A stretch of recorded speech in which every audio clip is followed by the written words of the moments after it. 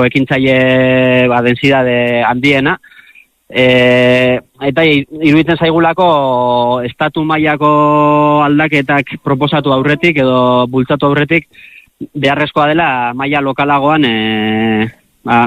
Elbisek aipatzen dituen pilotoak martxan jartzea, eta frogatzea badagoela aukera hizkuntza politikak beste modu baten egiteko, eta momentu honetan dauzkagun indarrekin nik uste dute aukera handiagoak izan ditzakegula tokiko erakunden bitartez eta tokiko ekintzaien bitartez aldaketa kualitatibo lokalak sortzeko, eta hortik aurrera ikusiko dugu beste momentu baten baldintza hobeak egon daitezkeen estatu mailako aldaketak ere proposatu alizateko, momentu honetan egia da oso testuinguru zaila dagoela Ekuadorren, bai gobernuan aldetik eta bai aipatu duzun testuinguru sozioekonomiko orokorrean, Eta aldaketak etortzekotan, zuk esandakoa txikitik handira eta betik gora etorriko direla. Dagoeneko ja denborari gabe geratzen ari gara, Garabideko Joanes Igeregi eskertzen dizugu benetan zure hausnarketak Elbisek emandako gakoekin batzea, esango nuke argazki osoago bat dugu orain, zeintzuk diren arlo kezkagarrienak, baina batez ere, zertan ari den Kitzua herria egoera iraultzeko nahian eta bere hizkuntza eta kulturaren bizeropena bermatzeko lanean. Esandakoa, Joanes, mila esker, aio eta oso ongi izan. Bai, zuei, placer bat izan da gure nahi duzuen artean. Aio. Bai, agur.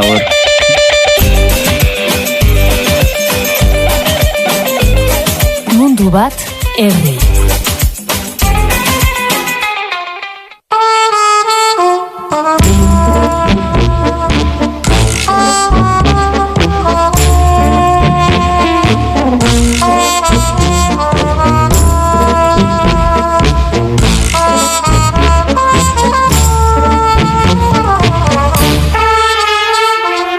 Beti bezala ezin estuago amaitzen dugu gaurko atala. Etorendik ere Elbisen azalpen gehiago entzuteko gogoz eletu gara.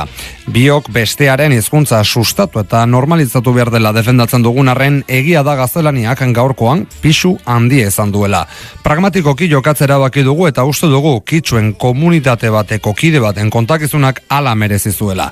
Egia da gaur egun ez dela egia momenturik onena Ekuador bisitatzeko, baina komenigarria da zehaztere arrisku gune nagusiak kostaldeko hiri handietan daudela eta tokiko erakunde tradizional eta sozial Kitzuek gainera bizikidetza bermatzeko neurriak hartu dituzte euren komunitateetan. Norberaren identitatearen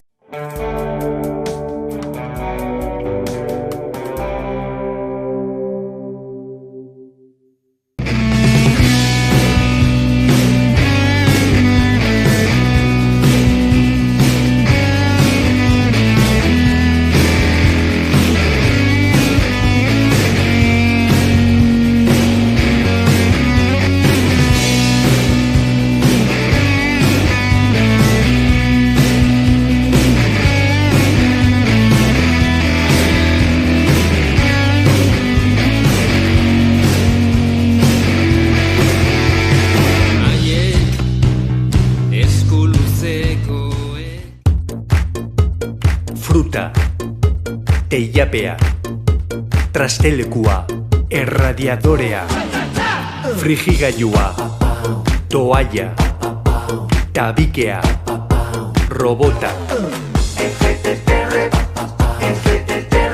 Euskaltelek FTTR dakarkizu, Fiber to the Room, munduko zuntzik aurreratuena gela bakoitzean. Euskaltel, zer nahi duzu bihar?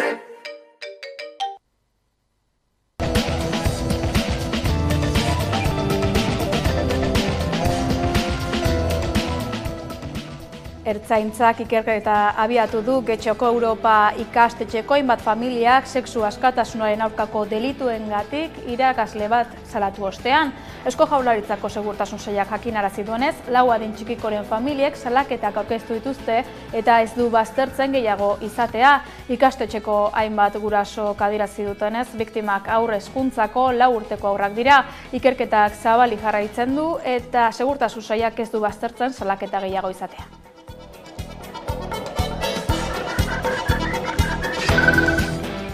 Epaileak ez du gorroto deliturik ikusi 2022ko San Ferminetan mutilzarra peinarekin izandako liskarretan. Espainiako poliziak delitu larriak leporatu zizkien Iruñeko peinetako boskideri 2022ko Sanferminetako azken egunean mutilzarra peinarekin izandako liskarrarengatik. Txosten poliziala eskutan kartzela zigorra eskatu zuen fiskaltzak. Nafarroko auzitegiak ordeak gorroto deliturik ez dela izan ebatzi du.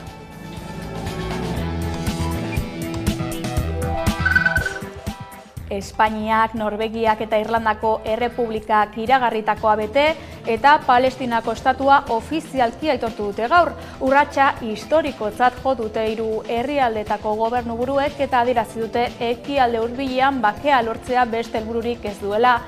Madrilek, Dublinek eta Oslok joan den astean iragarri zuten elkarrekin modu koordinatuan errekonozituko zutela Palestina estatu gisa iritzita 70 urte baino gehiago luze den gatazkari irtenbidea emateko aukera bakarra dela.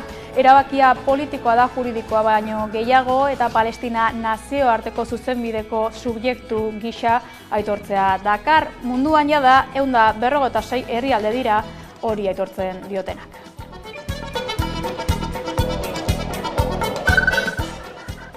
Azken hilabetetan landutako berregiturak eta planaren zertzelada batzuk eman ditu Siemens Gamesak. Jakinarazi du 4.100 lanpostu ezabatu nahi dituela hurrengo hilabetetan, hau da taldeak dituen 39.800 langileen ia 14%. Kaleratze gehienak bulegoetako langileen artean egingo ditu eta horregatik litekena da eragin handia izatea Euskal Herrian lan horietan aritzen direlako multinazionalaren 2.800 langileetatik gehienak. Zamudion du egoitza lurreko haize erroten altalak eta Sarrigurenen du inertzia zentrorik handiena, ingenieritza zentrorik handiena.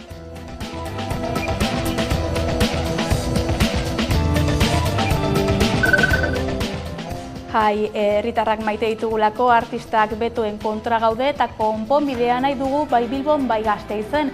Hitz horiekin abiarazi dute Euskal Herriko 150 kulturgilek jai herrikoiei buruz idatzi duten gutuna. Bertan GKS Gazte Koordinakunde Sozialistari, Etxebizitza Sindikatuari eta Luberri Konpartsari Gasteizko eta Bilboko jaietan parte hartzen uzteko exikitu dute. Auziari konponbide bat emateko ere eskatu dute. Bueno, 150 lagunek sinatu dugu gutun bat, testu bat, eskatzeko funtsean Bilbon eta Gasteizen, jaien testuinguruan gertatzen ari den betori konponda deia, eta atzean gera deia, eta eremu horietan parte hartzea eskatzen ari diren taldeek aukera izan dezatela bertan egoteko. Eta horretarako momentu honetan betori artikulatzen dutenek eta bertan parte hartu nahi dutenek aukitu beharko dutela modua hori gerta dadin, ahalik eta lasterren. Bi efemeride ditugu gaurkoan. Hey, listen man, but this song is not dedicated to Desmond Tutu. Desmond Tutu want free no generation. His word has not come true, no sunset revelation. He's got a Nobel Award for his partial solution, where real fighters are under persecution.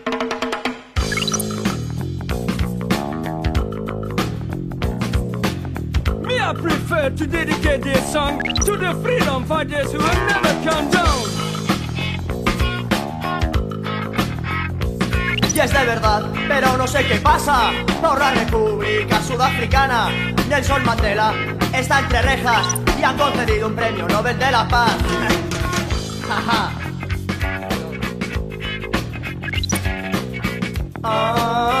Desmond Tutu.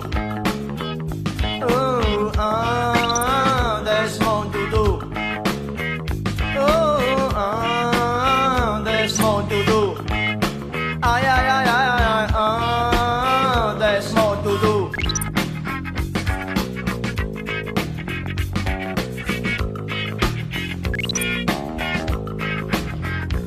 Y hablan de represión contra mineros, contra obreros. Ojalá que no haya sido ETA, Ojalá que hayan sido chapuceros. Porque muchas veces eso...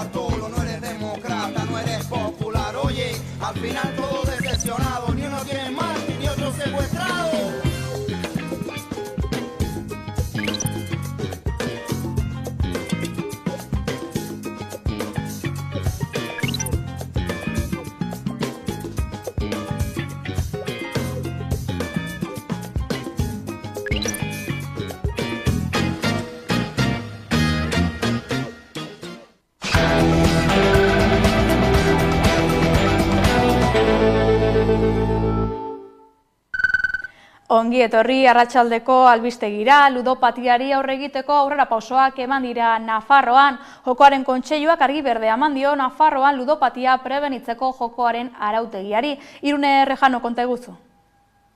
Nafarroak lokalei, makinei eta ordutegiei buruzko proiektua onartu du jokoaren kontseiluan, pertsona kalteberak babesteko eta mendekotasun arriskua murrizteko. Testuak besteak beste honako hauek ezartzen ditu. Lokalak eta makinak kontrolatzeko, planifikatzeko eta arautzeko neurriak, ordutegiak, publizitatea eta babesak eta sarbideak, adingabe eta kolektibo kalteberen babesaren arabera. Nafarroak lokalei, makinei eta ordutegiei buruzko proiektua onartu du jokoaren kontseiluan, pertsona kalteberak babesteko eta mendekotasun arriskua murrizteko. Nafarroko gobernuak aurkeztu du jokoaren kontseiluaren aurrean, Nafarroako joko eta pustuen erregelamendu orokorra onartuko duen foru dekretuaren proiektua.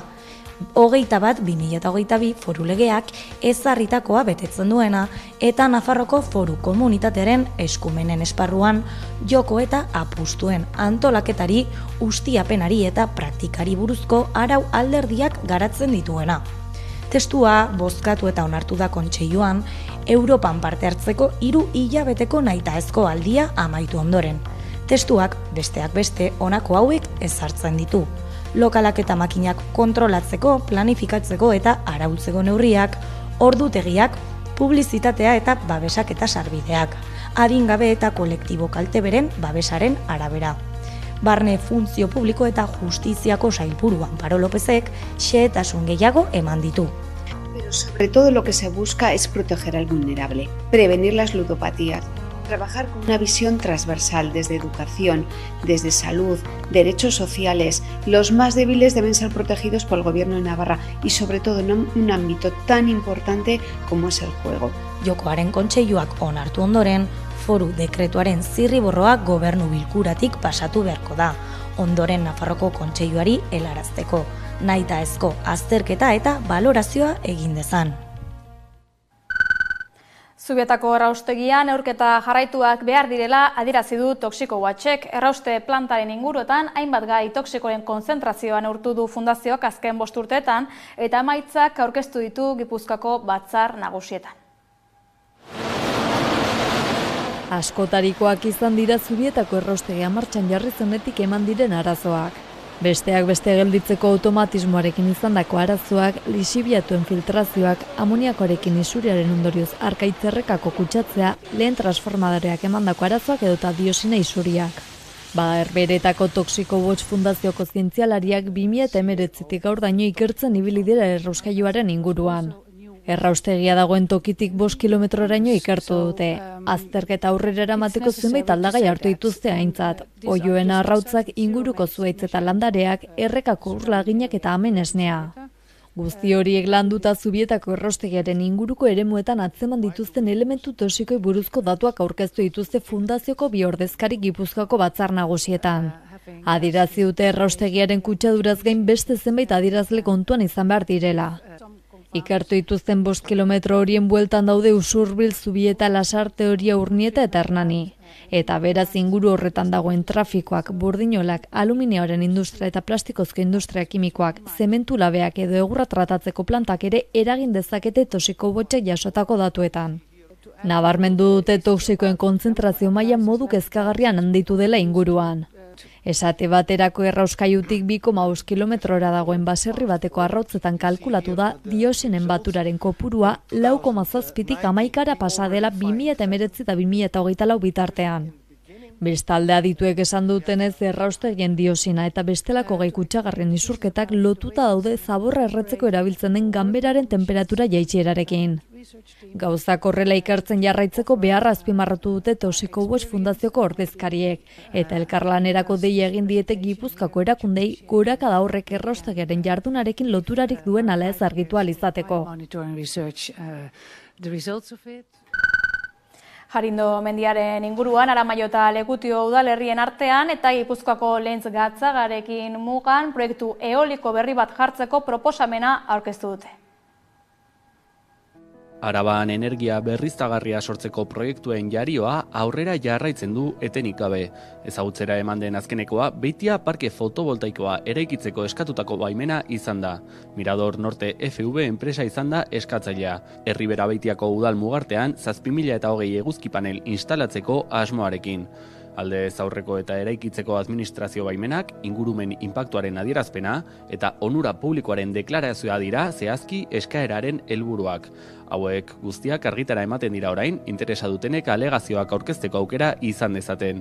70.000 metro karratuko azalera okupatuko zuen parkeak. Eraiki ahal izateko 10 partzela bere ganatu nahi ditu enpresak, desjabetzea nahita ezkotzat hartuz.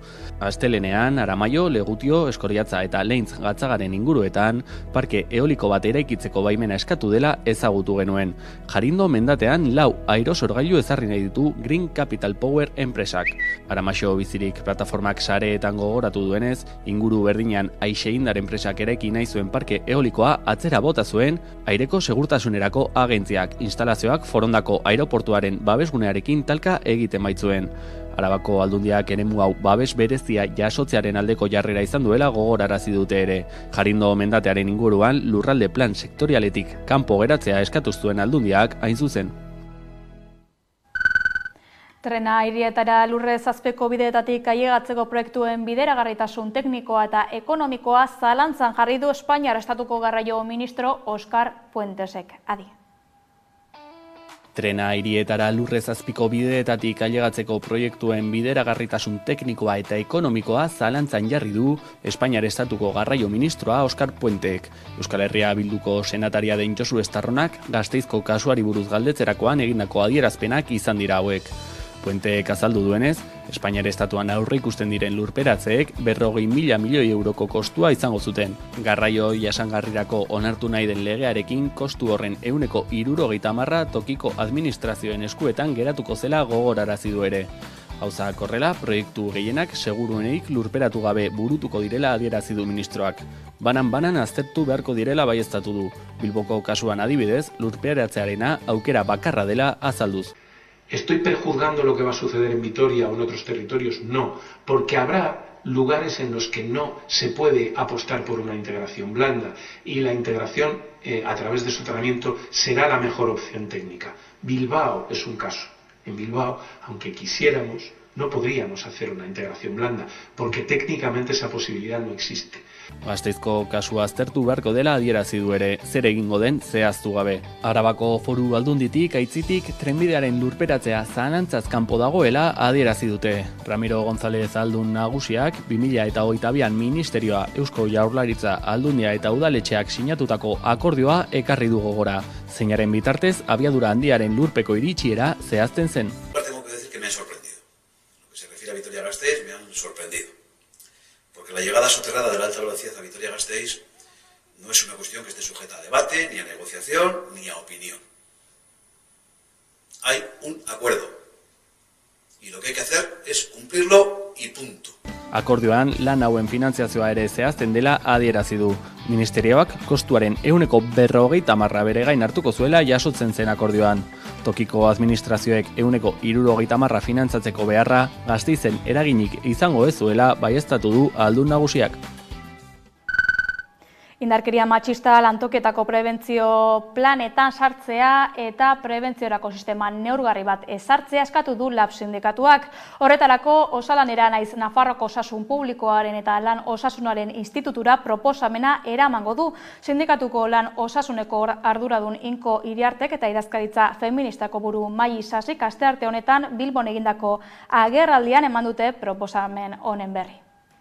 Gaur maiatzaren 28 da, emakumeon osasunaren aldeko nazioarteko eguna, eta egun hau probestu nahi izan dugu aldarrikatzeko edo exigitzeko instituzioei, kasu honetan Osalan eta Nobloiri, indarkeria matxista lantokietako prebentzio planetan sartzeko proposamena landu dadin. Arrisku ebaluazioetan arrisku bezala identifikatu, aitortu eta tratatzeko borondatea egon behar dela uste dugu, eta uste dugu instituzio hauei dagokiela borondate kontu bat izatetik haratago, kriterioa markatzea modu integral eta sistematiko batean landu dadin arriskuen ebaluazioetan faktore bezala. Horretarako labetik bai gure delegatuen bitartez, bai komitetan dugun pisuaren bitartez, enpresetan integratu araziko ditugu neurri horiek hasteko, baina jarraian, instituzioetan ere, bai Noploiko kontseiluan eta bai Osalango kontseiluan erregistratuko ditugu eskaera hauek eztabaida eman dadin, eta exigitzen duguna da instituzio hauek beraien gaitasunari dezatela kriterio teknikoa implementatzeko enpresetan eta exigitzeko enpresetan neurri hauek behingoz betetzeko laneko arrisku direlako. Ela sindikatuak gogor kritikatu ditu Europako Next Generation funtsak eta pentsioak txikitu nahi dituztela adierazi du armak erosteko. Michel Lakuntza elako idazkari nagusiaren arabera belizismoa da nagusi politikan, gastu militar handiagoa eta gastu sozial murritzagoa. Omal Latinoamerikako multinazionalen behatokiak larentzat egindako txosten batetik atera dituzte ondorio horiek. Europar Batasuna agenda oliba berdea eta digitala enpresa transnazionalen zerbitzura txostenetik hain zuzen Next Generation funtsen inpaktua neurtzeko asmoz osatu dute.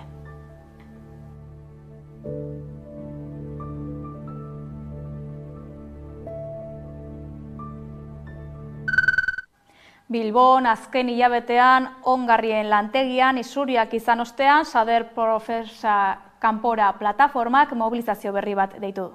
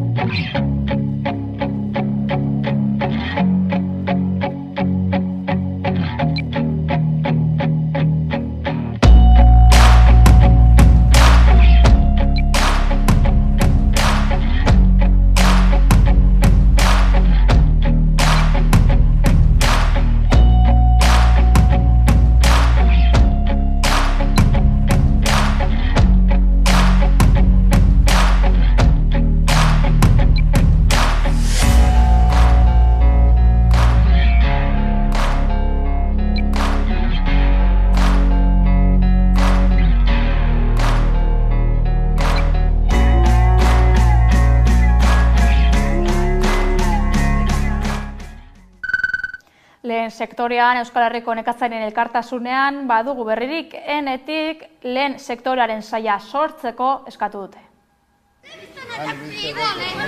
Datorren ekainean lehendakari berria eta jaurlaritza egitura berria izango dira. Gaur egun gobernu osatuko duten alderdi politikoak beren egitura eta gobernu osa dezaketen sailen kopurua negoziatzen ari dira. Testuinguru honetan Euskal Herriko nekazarien elkartasunak eskatu du lehen sektoreak sail propio eta esklusiboa izatea, aurkezten zaizkion erronkei aurre egin ahal izateko. Ohar batean adierazi dute lau legegintzaldi daramatzatela beste sail batzuekin nahastuta, jaurlaritzan presentzia galtzen beste gai batzuen aurrean. Eta argi utzi nahi izan dute lehen sektoreak tokia behar duela administrazioetan bere garrantzia eta berezitasuna islatzeko. Lehen sektorea ekonomia, ingurumena, kultura eta osasuna da, gizartaren eta landa eremuaren garapenaren ikuspegitik ezinbestekoa. Urteak daramatzate sektorearen krisiari buruz hitz egiten, neguko mobilizazioetan islatu zuten. Gainera, ohartarazi dute aktiboa galtzen ari direla, hori eragiten duten faktoreak mahai gainean jarriz eta balizko konponbideak landuz. Horretarako erakundek elkarlanen jardu behar dutela diote, sektoreko eragilekin lan egiteko prest egon behar dutela. Eta hildo horretan Eusko Jaurlaritzaren zeregina funtsezkoa dela. Hori ala sektorean lan egiten duten pertsonei lagunduko dien saila eskatu dute, inbertsioak indartuz, enplegua sortuz eta landa eremuaren biztanleria finkatuz. Nekazaritza praktika jasangarriak sustatuko dituena, lurzoruaren kontserbazioaren, uraren erabilera eraginkorraren eta abeltzaintza estentsioaren alde egingo duena, oro har lurralde orekari eusten lagunduko dion departamentua. Digitalizazioaren eta nekazaritza ikerketaren bidez sektoraren produktibitatea eta lehiakortasuna hobetuko dituen saila ere izan dadila eskatu dute. Sektoreare administrazio kudeaketa erraztuko dion eta aholkularitza teknikoa diru laguntzak eta prestakuntza ahalbidetuko dituen saila. Bertako produktuen merkaturatzea sustatuko duena ekoizlei eta kontsumitzailei mesede eginez. Horregatik guztiagatik lehen sektorearen aldeko apustu egiteko eskatu diete politikariei, Eusko Jaurlaritza merezi duen pisua emanez, bereiztutako sail baten bitartez, nekazaritza eta abiltzentzako saia deituko dena.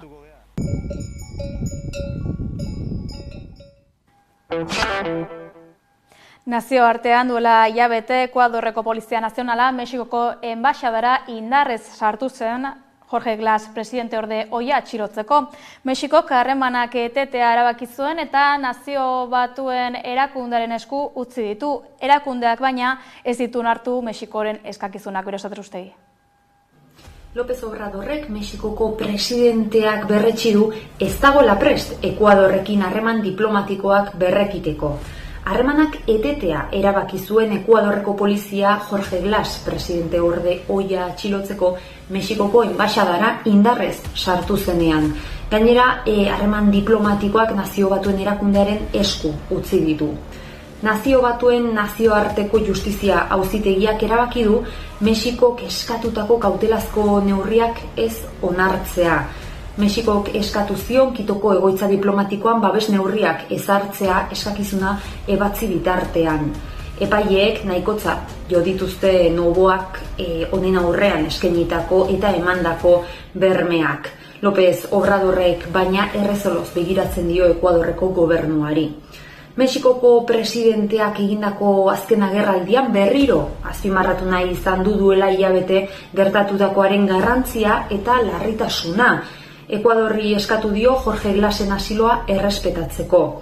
Hori da, harremanak berreskuratzeko Mexikok jarri duen baldintzetako bat. Horrekin batera adierazi du ez dutela harremanak berreskuratzeko ahaleginik eginen Noboaren gobernuak barkamena publikoki eskatzen ez duen arte.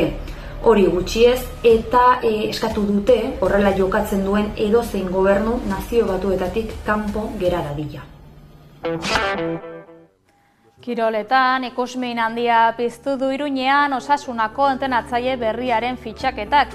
Gaur eguerdian aurkeztu dute Vicente Moreno Sadarren ia ordu bete eta erdi iraunduen prentsaurrekoan. Moreno protagonistak adierazi du haur baten ilusioarekin datorrela Osasunara eta klubaren inguruan jaso dituen erreferentzia guztiak bikainak direla.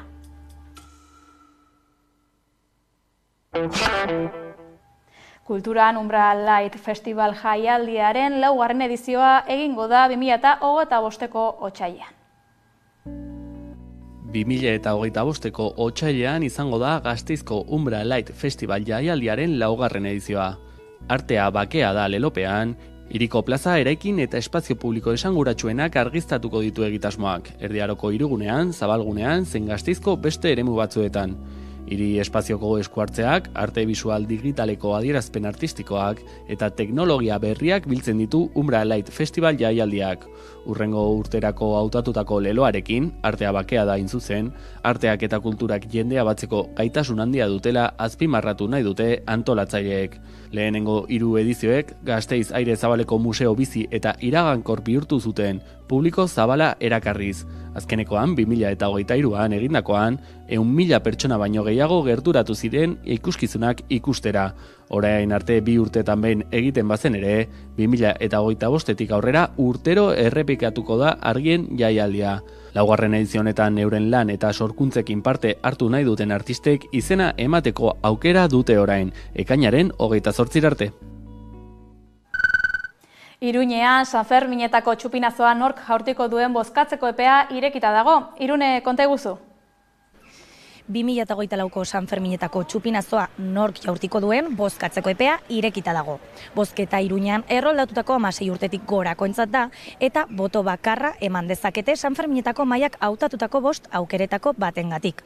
Duguna Iruñeko dantzariak, Dantzaris de Pamplona, Amudisna Asociación de Mujeres con Discapacidad de Navarra, San Juan de Dios Ospitalekoak, Gaiteros Emanos Fraile eta Pilotari Federazioa. Botoa ematean nana edo antzeko egiztariri bat aurkeztu beharko dute eta bozketa 2 astez egonen da eskuragarri, ekainaren 9 arte igandea barne. Emaitza ekainaren 11an ezagutuko da prentsaurreko batean. 2024ko San Ferminetako txupinazoa botako duen pertsonari edo erakundeari botoa eman diezaiokete Iruñeko herritarrek astelen honetatik aurrera. Bozketa Iruñean erroldatutako 16 urtetik gorakoentzat da eta boto bakarra eman dezakete San Ferminetako mahaiak hautatutako 5 aukeretako batengatik. Duguna Iruñeko dantzariak Dantzaris de Pamplona, aurten haien 75. urte horrena ospatzen dutela, Amudisna Asociación de Mujeres con Discapacidad de Navarra, Hospital San Juan de Dios de Pamplona, Gaiteros Hermanos Fraile, Iriko kaleak urte osoan alaitzeagatik eta gaita musikari lotutako ibilbide artistiko zabalagatik, eta bukatzeko Nafarroko Pilota Federazioa, Nafarroko kazetarien elkarteak proposatua San Ferminekin duen loturagatik. Bozketa 2 astez egonen da eskuragarri, ekainaren 9 arte, igandea barne, aurrez aurre, telefonoz edo internet bidez. Herri bozketaren emaitza ekainaren 11an asteartean ezagutuko da, prentsaurrekoan Joseba Siron Iruñeko alkatea bertan dela. Hautagai zerrenden artean berdinketa gertatuz gero, aukeratutako proposamenak batera kaleratzea proposatuko da. Boto gehien jaso duen hautagai zerrenda erakunde bat bada, txupinazoa bota dezaketen ordezkarien kopurua 3 mugatuko da.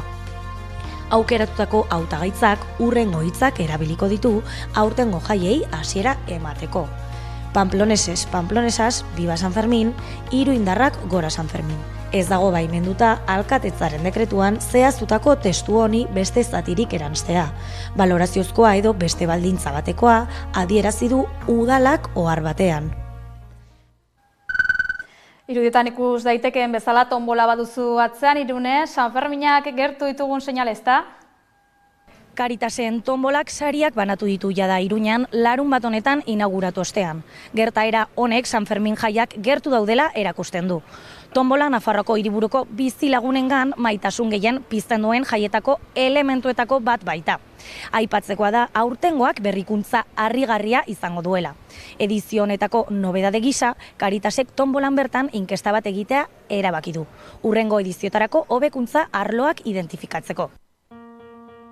Karitasen tombolaren 79. edizioak asteburuan ireki ditu bere ateak sari ugarirekin eta berrikuntza harrigarri batekin. Gertaera honek San Fermin jaiak gertu daudela erakusten du. Tombola Nafarroako hiriburuko bizi lagunengan maitasun gehien pizten duen jaietako elementuetako bat izanik. Sari nagusien artean autoak eta 2.500 euroko 23 erosketa txartel daude. Txartelek aurreko edizioetako euro bateko prezioa izanen dute eta abuztuaren 16an iraungiko dira. Edizio honetako nobedade gisa, Karitasek tombolan bertan inkesta bat egitea erabaki du. Hurrengo ediziotarako hobekuntza arloak identifikatzeko helburuarekin. Bertaratzea ordutegiak edo orduan zenbat sari banatzen diren bezalako datuekin. Asmoa, tombolari buruzko datuak lortzea eta ondorioak ateratzea izanen da. Ana Urmenetak, tombolaren arduradunak, aurtengo edizioari hasiera eman dio. Bildutako dirua Karitasen helburuetarako erabiliko dela gogoratuz eta 100 voluntario baino gehiagoren laguntza eskertuz. Horrela, sari guztiak Karitasek eskuratu ditu urria eta urtarrila bitartean, 6.000 doaintza inguru izan ezik. Tombola uztailaren 15 arte egonen da zabalik, astelenetik igandera, goizeko 10:00 ordubietara eta arratsaldeko 5:00 9:00. San Ferminetan uztailaren 6-tik ordubitara, ordutegia 9:00 ordubiterditara eta 5:00 11:00. Amaierara heldu gara, badakizue informazio gehiagorako sartu 11.eus atarian ongiza.